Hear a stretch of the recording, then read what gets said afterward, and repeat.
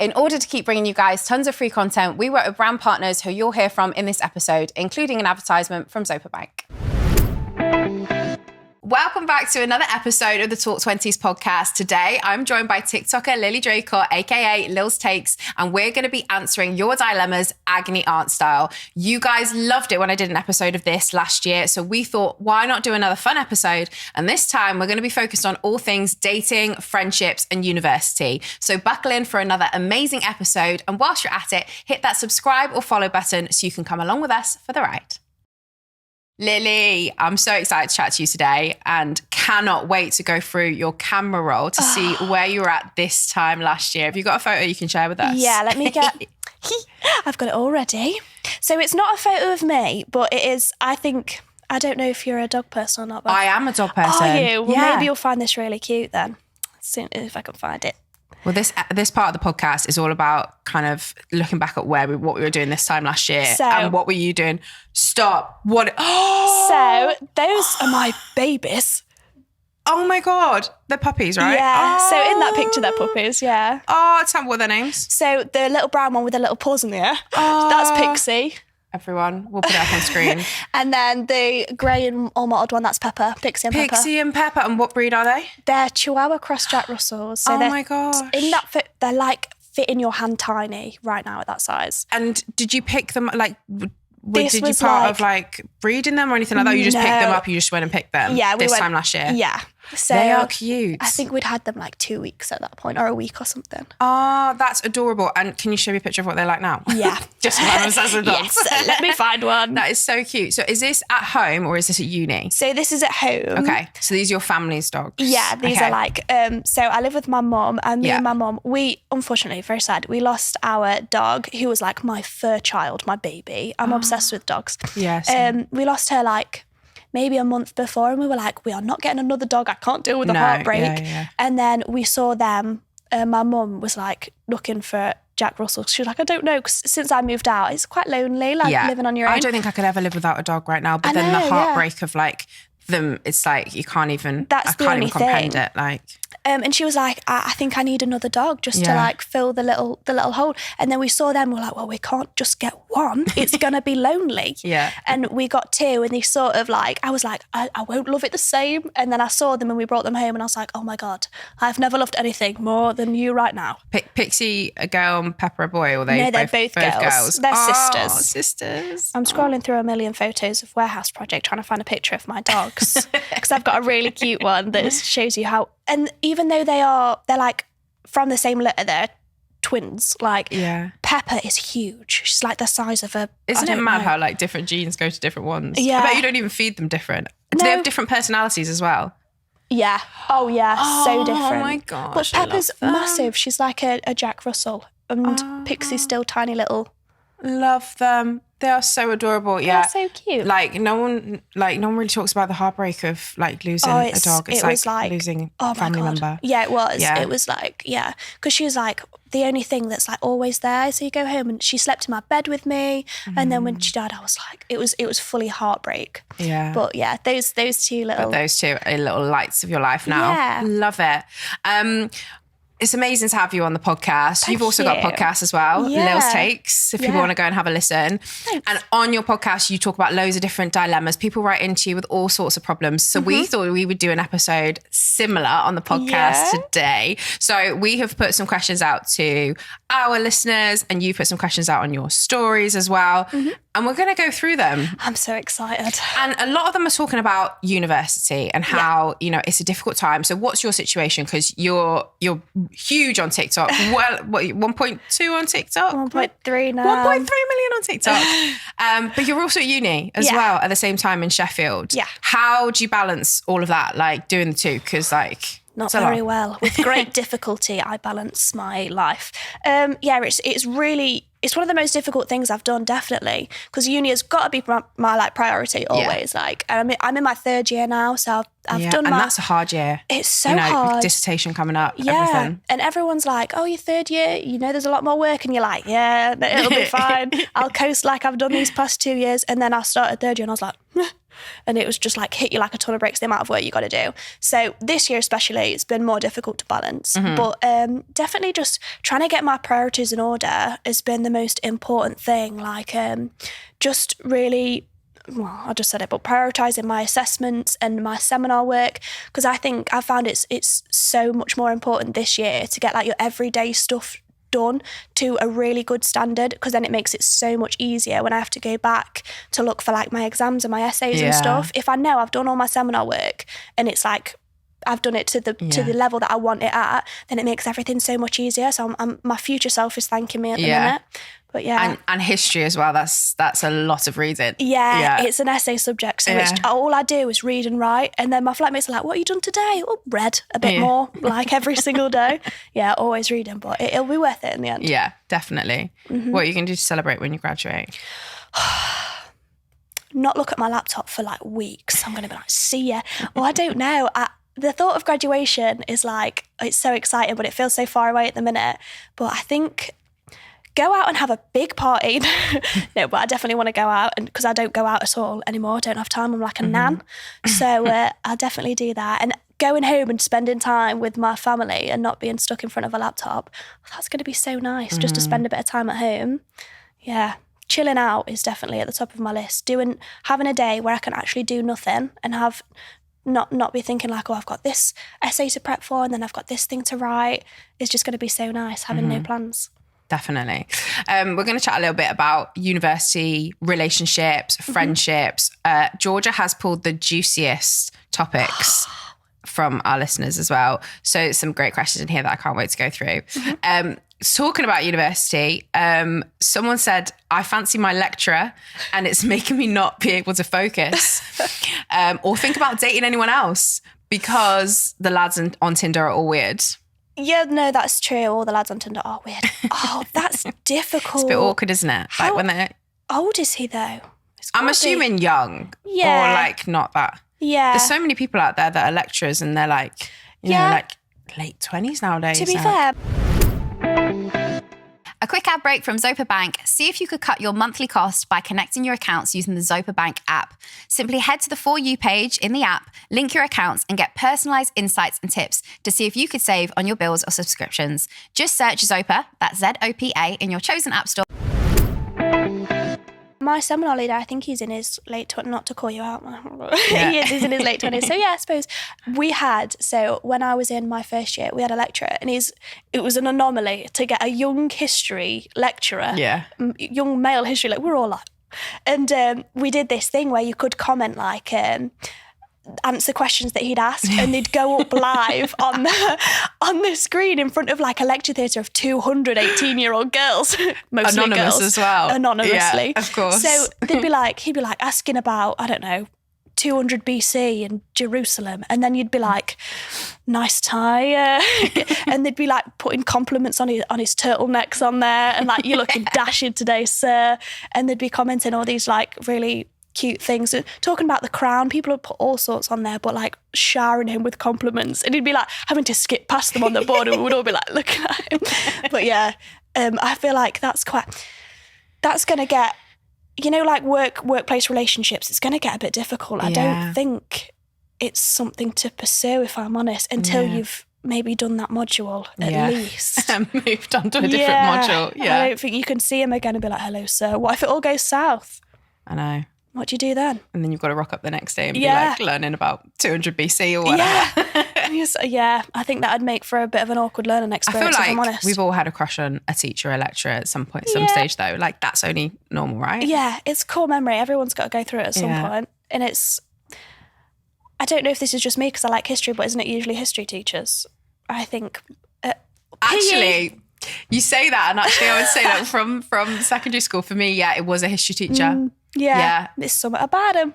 And now, look, I'm at uni with all of the young history teachers, and I'm warning you girls, don't do it. The next one that's come up is I lost my virginity to my best friend's ex-boyfriend, but now they're back together. Oh no. I don't want to lose either of them, but I can't stop thinking about him.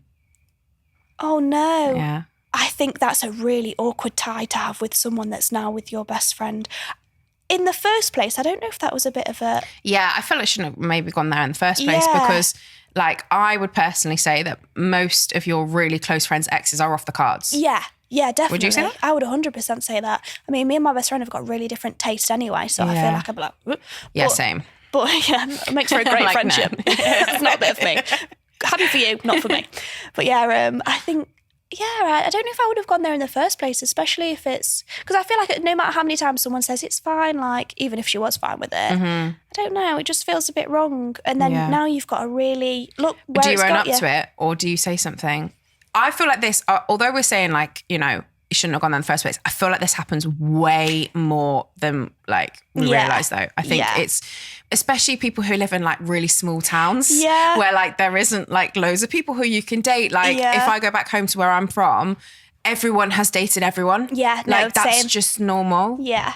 I don't know. I think it's definitely a difficult one, but maybe I was going to say you don't know that it's never going to come out anyway. Yeah. And if it does come out and it's not from you, maybe it'll seem even worse than if it comes from you. Yeah. So maybe if you're thinking about it that way, I don't know. But I guess you have to be prepared that like, you could probably lose, if they are together again now, you could probably lose them both. Yeah. But if you are really close with your best friend, and well, I'm hoping you are as best friends maybe, but you'd hope that something like that might take a bit of time, but you would get through it. You'd hope so. But if you do feel like it's something that is going to risk maybe losing her, I don't know, it's just a big secret to keep, isn't it? I don't know how, in that situation, I'd love to say, I'd tell the truth and I'd be honest, but in that situation, I don't know if I'd be too scared. Like I think I would be. I think, but obviously the ex-boyfriend knows. Oh yeah, like, he knows. So the boyfriend of your best friend now knows. Yeah. So like, is there a conversation? Like, should we tell her? Like, I'm surprised. Well, if she's your best friend, I think I would have told my best friend that at the time. But so maybe are you as close as you think you are? Yeah, maybe. It's such a tricky one. Yeah, that's that a really such a hard question. Such a hard question. Such a hard one. Sorry, I feel like we've not answered it. Yeah, so, there is. Yeah, good luck with that one. That's on you. I've moved to uni and I've realised the group of friends I've got here are nothing like me. So this happens to so many people. I think I faked my personality by accident and now I'm stuck.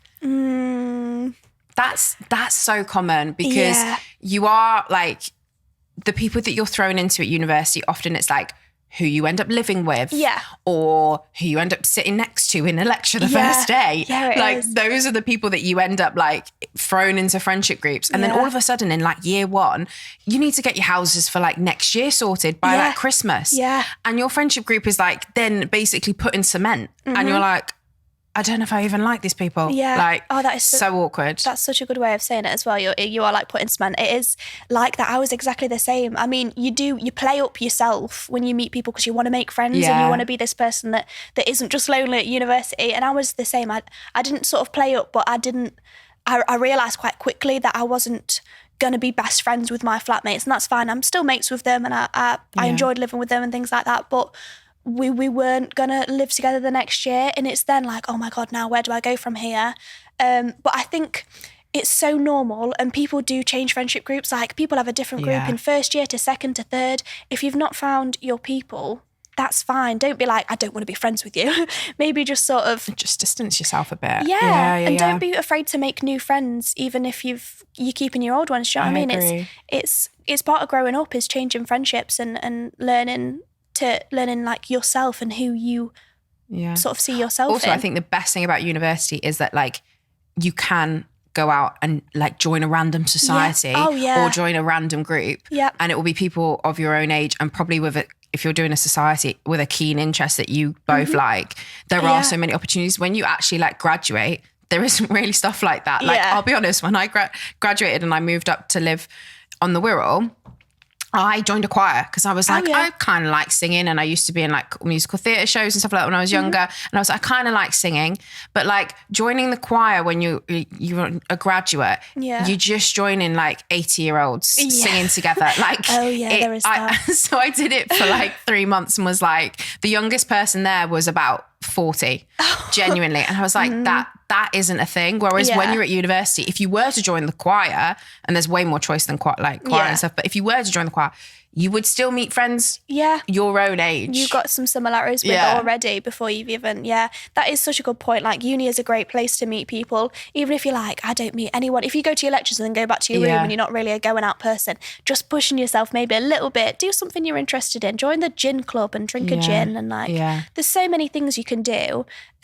Even talking to someone different in your lecture, getting put in group projects, I find is where I made most so of my many friends from that. And it happens like, even if you're like, I've not made any friends yet, I guarantee there'll be a point in your uni year where you've got to do a presentation or something and you're forced together with people, and even meeting people through that. But don't give up on making friendships because you think you're lost in this one. Like you can find some more. 100%. I think that's an easy one to kind of figure out.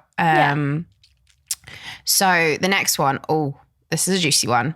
I found porn on his search history. I've been with him for 3 years and neither of us apparently watch it. Quits. I was on his phone Googling something and then there it was. Obviously wasn't using private browser. The weirdest porn, oh God, this is worse. The weirdest porn with girls who look nothing like me doing strange things. Help. Yeah, that is a help situation. Yeah, that is. I think the bit where they look nothing like me is the kicker. Yeah. I hate that. You know, if I suppose it's different in every relationship. For me, that's a no. Yeah, for me it's a no as well. Yeah, that's upset. I think it requires a conversation. Yes. And an awkward one at that. It's going to be awkward. It's going to be awkward, but I think you kind of just have to say like, I feel really awkward that I've seen this and I can't unsee it now. Yeah. And like it grates on me because it's like... Yeah, and specifically, why do they look like that? Yeah, exactly. If you're going to watch... at least find someone that looks a little bit like me. Yeah, but no, I think that's definitely the worst bit. I don't know, because I know it's different for every relationship, but if you've said that you both don't. like we don't... Yeah, then it's technically a lie. It's lying in it, and that makes me the most angry. Yeah. I think lying is the worst. Yeah, we're trying to keep it a secret. Yeah. So I just think they need to have like a chat about it. Yeah, it's going to be awkward, but once you've done it, you've done it. Yeah, exactly. It's going to be out there. I've been lying about my age. This is a good one. I've been lying about my age to this girl and I think I need to tell her, but I really like her. She's 26 and I'm 23, but she thinks we're the same age. I think that happens a lot. Yeah, I think that happens Especially a lot. on a night out. Yeah. Or you meet someone, you're like, I'm the same. I'm the same. You really like them. Yeah, especially I think for boys wanting to be maybe older or the same age as girls is a thing. I don't know. I don't get why. I understand some people, I don't know, maturity levels and things like that. But I think that's not too great an age difference that it's going to be really awkward, especially 23 and 26. So like there might be a maturity difference, but if you're getting along already and you really like each other. I feel like you just have to be honest in this situation. Be like, by the way, like I told you because I really liked you. Yeah, like, before it gets too deep as well. Yeah. Like, and then it's a lie. And then on your wedding day, she sees a birth certificate or something. Yeah. And you're like, trying to fake the date. No, you can't can't change a 6 to a 9. Yeah. Yeah, no, I think you got to tell her sooner rather than later. And I don't think it'll be as difficult as you think it'll be. I think she'll be like, she'll be maybe taken aback, but... Because also, if it is a long-term thing, like when you get like older, like the age gaps don't even matter. Like 3 years is nothing. No, like it feels so much bigger when you're younger, but like when you get older, it won't be a thing. And if she already likes you for you right now, then hopefully it won't change. Yeah, hopefully it'll... I'm not saying it definitely won't be, because I think some people are more touchy about it than others, but I think it shouldn't be as that big of a thing. A quick note from our sponsors, Zopa Bank, home of the Smart Saver. I don't know about you, but I'm getting FOMO from seeing everyone have the best time at festivals, seeing their favourite artists. So I'm getting ahead for next year. I'm trying to put a bit of fun into my savings by creating a savings pot in my Zopa Bank Smart Saver and titling it with one of my dream artists that I want to see. Then whenever I hear one of their songs playing, I add £1 to the pot. This time next year, I should hopefully have enough to go and see them live. You can get started with a Zopa Smart Saver with just £1. You must be aware that the longest notice period for a boosted interest pot is 95 days in exchange for the highest rate. Interest is paid monthly and is subject to variation. Right, have you got any ones from your Instagram Shall we stories? have a look? Ooh, I had a couple. My Instagram can be very hit or miss. Like sometimes I get some very odd ones. Okay, this was one that I quite liked. So this is from a boy, and he messaged me saying, I've been subscribed to my ex's OnlyFans even before me and my girlfriend broke up, his current girlfriend. So he's got a girlfriend. And while he was with her, I'm assuming, he subscribed to his ex-girlfriend's OnlyFans account. It's a tricky one, isn't it? That's awful from you there. I thought the porn was bad, but it being your ex-girlfriend in the video. I know. I'd be so angry. If I was the current girlfriend, I'd be fuming if I found out. Yeah, if I saw the date of subscription, I'd be like, that was 2 weeks ago. Yeah. Then, I mean, you're not together. Is his ex-girlfriend now, isn't it? So they're not together anymore. But still, that's even... Yeah, not your ex-girlfriend. I think you need to cancel that. Yeah. And fast. Yeah, cancel it quickly. Yeah. Yeah. Because do you still like her then? Did you still like her before? This is the questions I'd be asking if I was the girlfriend. This one is on a similar sort of note. I miss my ex-girlfriend. Oh, I miss my ex-boyfriend, but I've got a boyfriend now. Oh, God. What do you do I then? think when you go into relationships, you are always going to compare your current relationship, because we're human, right? You're always going to compare your current relationship to your previous relationship. I feel like everyone does that. That's just the thing. Are you comparing and saying that you like parts of your old relationship more than you like your current relationship? Or are you genuinely just still in love with your ex? Yeah, you got to decide that, I think, in your head first, haven't you, before you make any decisions. Yeah. Because it's that grass is greener thing as well. You might be thinking 100%. The grass is greener. And also you romanticize things after it's happened. You're like, oh my God, it was the best thing ever. But actually they treated you like crap. You're just forgetting about all those times. You're just thinking about all the good times. Yeah, the things you liked about them. Your exes for a reason now. Yeah. I'd be thinking about that reason why you exes now, and don't forget about that, because if you get into another relationship or a relationship again with them after leaving a boyfriend that maybe there's not as much wrong with him that there was with the ex, then like you're doing that grass is greener thing. Is it going to be the same as it was when you broke up the first time? Like, I don't know. Are you willing to risk it? Mm-hmm. I think you really need to think about, that's something you really need to in-depth think about. Have a sit down with yourself and be like, is this what I want, before you make a decision on anything. Yeah, definitely. So we always talk about our biggest adulting failures on the Talk 20s podcast. Mm-hmm. What would you say is your biggest adulting failure, Lily? I think this isn't sort of a trait I have, is that I'm really bad with time. So I have so much on. I'm late a lot to things. I'm like, I can walk that in 10 minutes and I can't. It's a 20-minute walk and I've not accepted it to myself yet. Yeah. So my time management is really poor as an adult. I've got definitely worse since I've become more independent and like I'm on my own at uni and have to get to lectures on time and stuff like that. And there's not someone going, you need to leave the house now. My mum's not screaming at me to wake up and stuff like that. But a specific fail, I talked about this on my TikTok, but I was, this is just more embarrassing than anything, and I'm sorry I'm going to tell the story, but I went on holiday. I think I was 19. I was on a holiday and I was swimming and I had those a bikini on, and they tie. You know, tie. God, do I know where this is going? Both sides. So I'm in the deep end. I can't touch the floor, and I'm swimming back. I'm swimming back, doing a little length, and then it starts to become really loose. Yeah. And I'm like, oh no. There's not long left for these bottoms. Like, I'm losing them and fast. And I was like, but I can't touch the ground, so I can't like stop and tie them, and I can't tread water. Yeah. I'm starting to like How far panic. Are you from the side?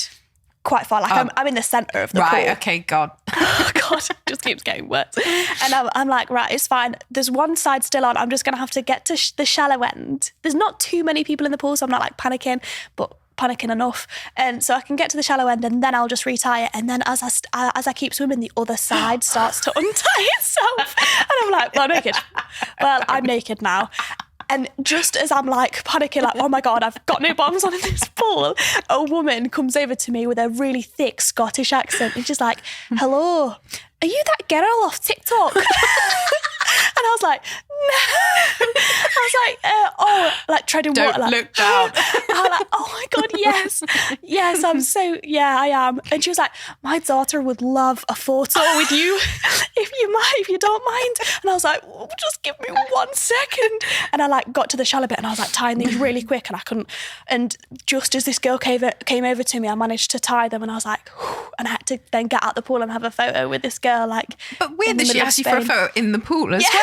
Yeah. now. Just me swimming on my own and like in the middle of the pool, and she was like, excuse me.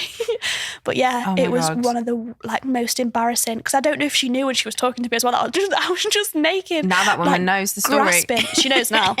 And if it's her daughter that watches back, I'm so sorry, but I was naked 5 seconds before in that photo.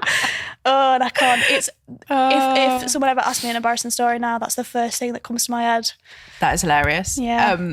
The other thing we talk about, I know you just mentioned about timekeeping as well, but we always talk about how, like, even though people see you on TikTok, like, and they might think, oh, she's got 1 million followers, she must have a life figured out. You know, she's doing a uni, she's going to graduate this year. Like, we all know from speaking to everyone that sits on that sofa that literally no one has it all figured out, and everybody is like figuring out their own shit. Yeah. For you, what's one thing apart from time management that you want to get better at? Right. In 2024?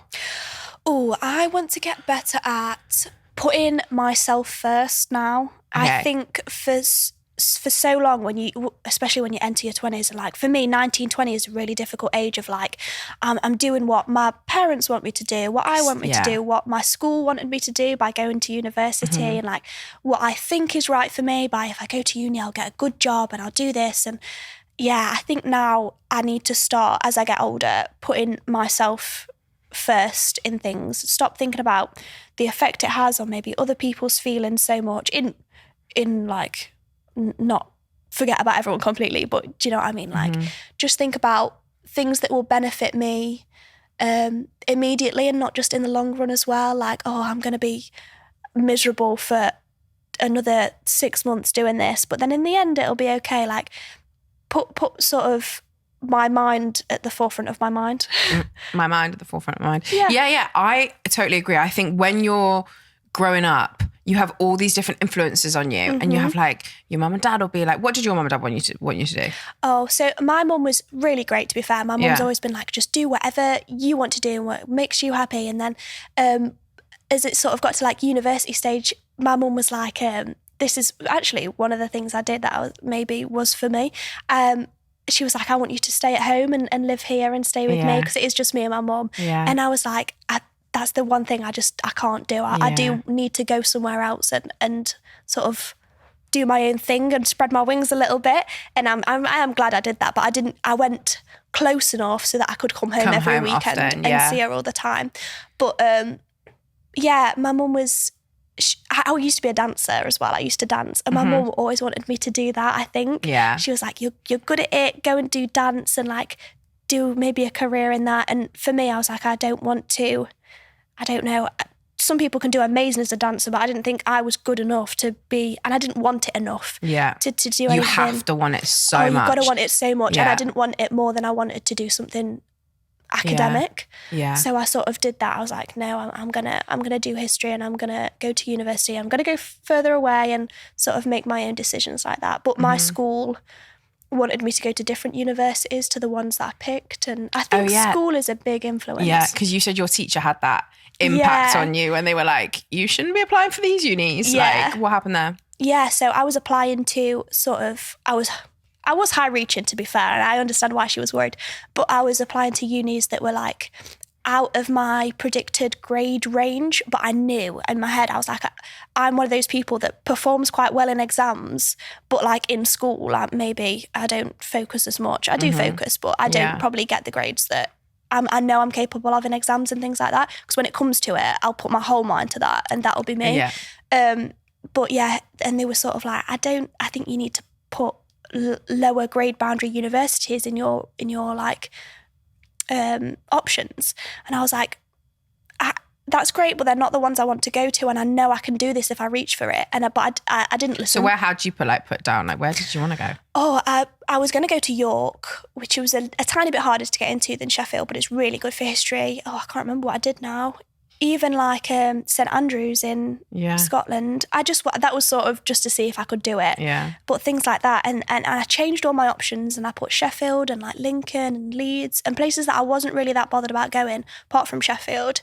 I changed all my options, and then got the grades that would have got me into those universities. So annoying. And I was like, but it, to be fair, worked out well in the end. I really like where I am now, and Sheffield's a really good uni, so I'm happy with it. But yeah, it was just in that moment, that frustration of like, I should have listened to myself. Yeah. So true. And to that teacher, yeah. Just you Could wait. have done it. Just you wait. Just you wait.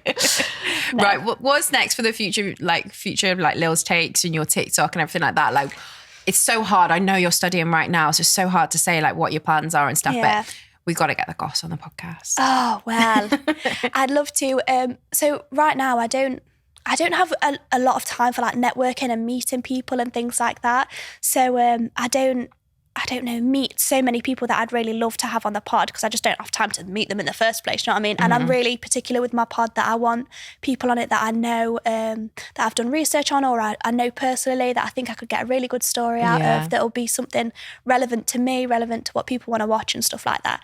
And I really want to have the time to put into that. And I think when I've finished uni, and I'm probably going to have to do social media full time because I need a job after I leave uni, it'll be really hard to get sort of into a history one.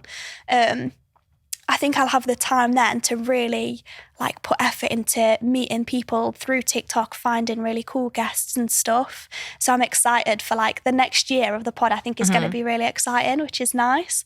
And for my TikTok, I think my social media, out of anything, next year is going to be the year where I really funnel all my time into that and try and create more of a platform for myself and just enjoy it, have time to enjoy it a little bit more. Because right now, I do enjoy it, of course I do.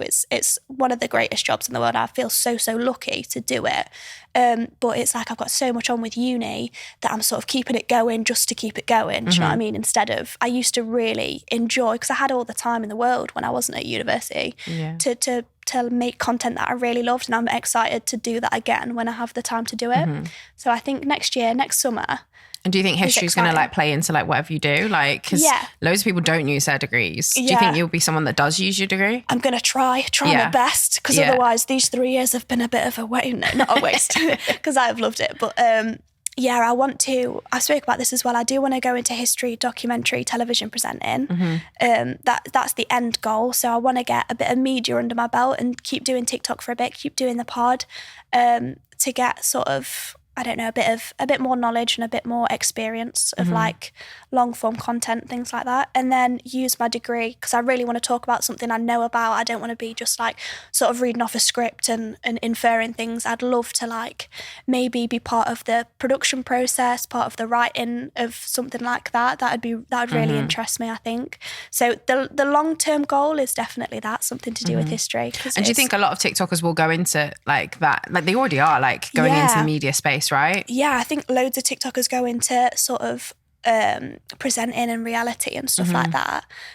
So I think it's a great space at the minute to branch into that, because it's sort of a natural progression, sort of speaking to people in TikTok and then speaking on like television and things like that. I think that's great, but I'd definitely love to do it really sort of specific and definitely know what I'm talking about. And I don't just want to be another TikToker that's trying to be a presenter. Like I'd love to do it really like specific to my degree. Yeah. I think that'd be amazing. Well, we always ask the same question to end the Talk 20s podcast. And it's kind of a tricky one for you, because we always say, if you could look back at your 20-year-old self and give them one piece of advice that would see them through their 20s, what would you want to say? But you are 20, like you are. Like, so what would you want to say to your younger self? Like, or maybe just a piece of advice that you think you really need to like, that needs to be your mantra for your 20s. Oh, this is so difficult. But I'm almost 21, I suppose. I'm 21 next month, so I'm almost well in there in the 20s. Yeah. No, but if I was to speak to maybe like my last December, my like just 20-year-old self, it would be, everything's gonna be all right. Like that, you're only stressed for the short term. Like you'll be stressed for a week, and then everything will be great again. Nothing lasts forever. I think that would probably be it. Nothing lasts forever. So I go through stages with like my TikTok and things where I'm sort of in a dip with it. And I'm like, I've got no ideas and everything's awful and uni's hard and all of this. But you are only ever in that feeling for a week, and having great people around you is so important. I've got such a great flat, such a great boyfriend, a great family. And I always think you've got to not dwell and let yourself get really deep into that everything's awful, because it will only last a week. And then a week later you'll be like, I can't believe I spent so much time worrying about that, and now I'm fine. True. So nothing lasts forever. That's Such a definitely good piece of advice. I think like everyone needs to hear that every now and again. Oh, yeah, like, definitely. So thank you so much, Lily. It's been amazing to have you on the podcast. I cannot wait to see what you do in 2024 and Thank follow you on you. TikTok. And good luck with your final term semester of uni. Yeah, thank you so much. It's been so lovely to be here. Amazing.